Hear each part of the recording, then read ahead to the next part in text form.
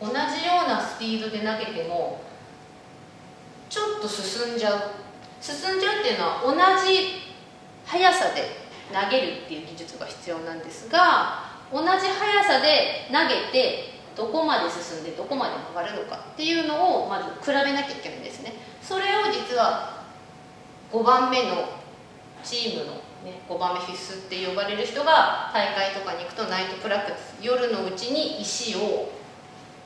揃えるっていう作業をするんですが、その方法としてはですね、同じ場所に向かって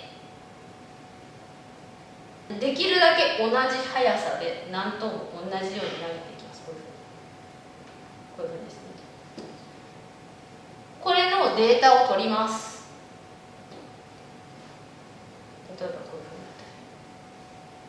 こういうふうになったり、はい、例えばこんなふうに速さはある程度同じでもちろん投げてるんですが、例えば一つすごく曲がる石があったり、例えば一つあまり曲がらない石があったり、その通りです。なので実はちょっとスピードが違ったにしても、このホックラインとホックラインの間の速さと、あとこっちから投げたこのバックラインとホックラインのこの速さっていうのも実は測ってて、ここで勢いついてここで同じように離してあげると同じにいくはずなんで、ここなんですよ。ここの長さをいかに同じような蹴りで投げて同じように離せるかっていうのが大事なので、ここの長さをこうやって揃えて投げるときに測るんですよ。なので多少違っても、今ちょっとここのスピード速かったからちょっと奥まで行ってるねっていう判断ができるんですよね。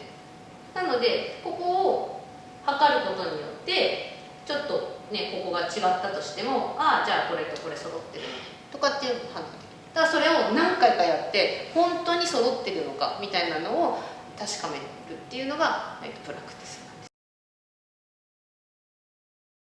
です。10分とかなんかそれぐらいのはず、なんかそんなに長くはないはずなので、全部大会が終わってからやるってなので、割と短い中で30分あるかな、短い中でやらなきゃいけないから、行ったり来たりしながら、しかもそのアイスが結局あれじゃないですか、こうちょっとペブルがなかったりとか、試合終わった後にやるので、なんかそれもちょっと見極めつつ同じように投げつつです。